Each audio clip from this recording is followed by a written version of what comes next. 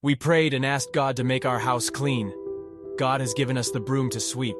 But instead of taking action, we kneel down and ask Him to sweep for us. Sluggard Christians. You doing that? Whoever does that is a sluggard Christian. Let us stop being useless servants who bury our talents instead of multiplying them. America was not built by the sluggard, nor was Great Britain, Canada, Nigeria, South Africa, Kenya, India, or any other country. Your country will never be built by the sluggard. Rise up and work. If our God was unjust, He would have made only Christians rich, and everyone who believed in Him would become instantly wealthy. But no, my friends, our God is just. He causes His rain to fall and His sun to shine on both the righteous and the unrighteous. Stop saying that nobody loves you, that nobody seeks you, that nobody wants to be your friend. Just succeed, and everyone will run looking for you. Succeed, and even if your home is in the Amazon rainforest, people will clear the way to come and see you for a good morning. If you don't learn how to transform $1 to be $10, you will never know how to make $1,000 to be $1 million. The world is now digitized, allowing you to go to a cafe with free internet, connect to YouTube, and learn a skill. Don't just pray, add work to your prayers, and God will bless you. If your sales are declining, take a sales training course. If your employees are unproductive, take a human resources training course. Identify your problem and educate yourself. If you're 35 years old and God has planned for you to live until 60, know that you're already too old to die. Death doesn't have an age. We die young and we die old. We die baby and we die adult. Death has not changed. It's only the way we buried that changed. Think of your reason on earth. Is it to criticize the government during the day and watch Netflix during the night? Or is it to make a positive impact for the coming generation? If you sleep 10 hours a day and live until 70, you would have spent a third of your life sleeping. In other words, out of the average 78 years a person lives, you would have spent around 29 years sleeping. I'm not asking you to stop sleeping, because sleep is important for your health. I'm simply asking you to be reasonable with the amount of time you dedicate to sleep. If you're young, sacrifice your sleep and work. When you grow old, you'll have plenty of time to sleep and enjoy well-deserved vacations. Remember this, resting means changing jobs. You don't rest when there's something to do. If you're tired of doing the housework, rest by reading a book. If you're tired of reading a book, rest by correcting your children's homework. If you're tired of that, rest by learning a new skill. There's always something to do. Find it. When it's time to sleep, you'll see that the worker's sleep is always sweet, while the sluggard's sleep is always hard. The sluggard's body always aches when he wakes up, but the worker feels restored upon awakening. Why? Because the sluggard, when he goes to bed, he tosses and turns, he tosses and turns. When sleep doesn't come, he thinks about how he can steal his friend's wife. He tosses and turns, he tosses and turns, and when sleep eludes him, he fantasizes about winning the lottery and buying the new iPhone. The sluggard tosses and turns, he tosses and turns, and when sleep evades him, he dreams about becoming richer than Elon Musk without putting in any effort.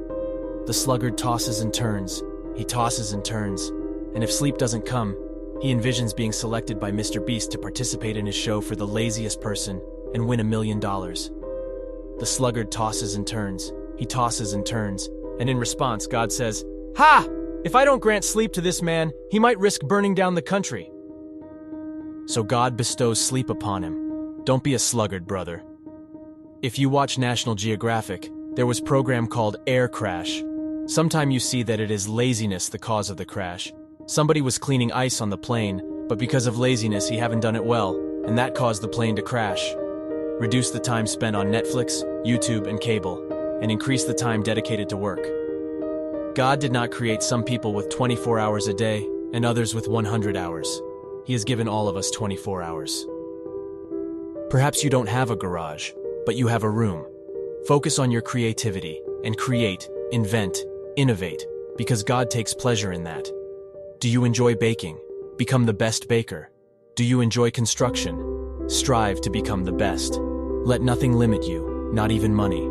Pray, and let God take care of it while you focus on your work. Let us cease to be sluggard individuals who spend more time in prayer than in taking actions. Let us stop spending entire days at church instead of going out to work. Our God is not a God of the sluggard.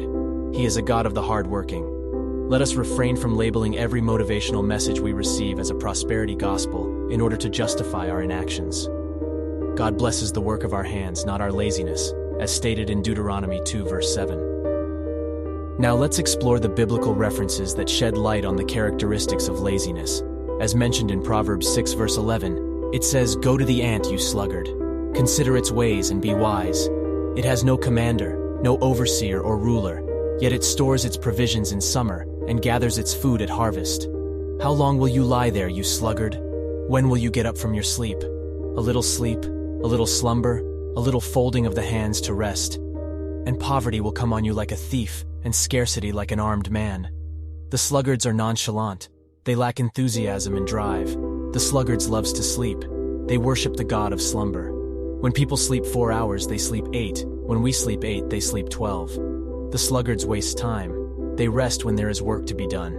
They love their salary and spend time at work instead of spending time working. If you have that type of worker, sack him. And if you are that type of worker, resign. The sluggards engages in gossip. They are prone to idle chatter, and are novella's best clients. They can't keep a secret. The sluggard always justify themselves. They make excuses for their lack of action. They always have a reason for not doing sport, a reason for not arranging their room, a reason for not starting a business or to look for a job, a reason for not praying. The sluggards complains a lot. They focus on the negative instead of finding solutions. They will criticize Donald Trump and Joe Biden and the next to come. They will blame others. Yes, others are the reason they didn't go to school. Others are the reason they are not rich. Others are, they never introspect their self. Others are always the problem. The sluggards go to bed early and rise late, or sometimes late and rise late. They lack discipline in managing their time and finances. They are always the first to click on Apple events to see what's new. They spend all their time praying instead of also taking action.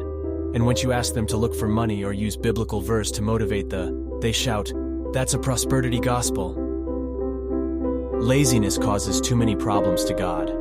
We must conquer laziness and detect its existence in our lives. Let's combat laziness by engaging in constructive actions for our future. We should not rely on the world to educate our children. Instead, let's take charge ourselves.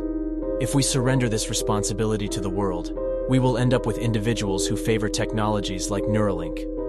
Unable to develop their brains naturally, they will seek supercomputers implanted in their minds, only to realize that such technology benefits those who are already intelligent and wise, leaving them further behind, or simply limit them furthermore and destroy their human nature. The sluggards are attracted to physical beauty. They are drawn to deceptive appearances, reasons why they constantly move from woman to woman and from one man to the other. They prefer to walk by their tail instead of walking by their head. Laziness has led to begging. The sluggard live in contentment, while the diligent work hard to prosper. They borrow to eat while the diligent borrow to invest. Banks love the diligent and hate sluggards. The sluggards live to eat. They do not eat to live. We must divorce ourselves from laziness. We should learn how to eat, because we need it to have energy and continue our mission on earth.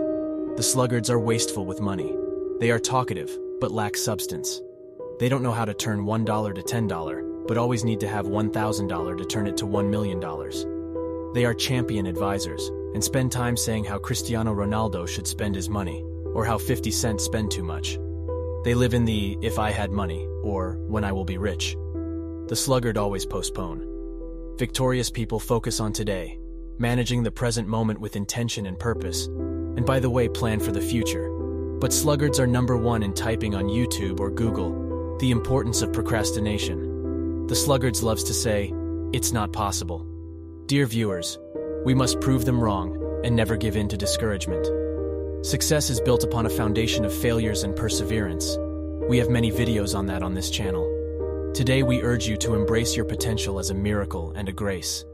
Give your best in all that you do. Remember, God has given you all the necessary talents and abilities to excel. Let us break free from the chains of laziness, embrace the virtues of hard work, and allow our faith to guide us on the path to success.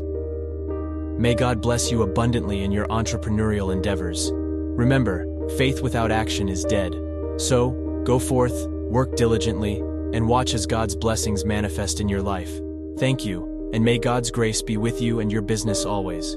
Share this with every family member on WhatsApp, iMessage, Facebook, and any other channel available to you. You can also share it with a sluggish friend if you have one. Always remember, shortcuts are often the path to a trap.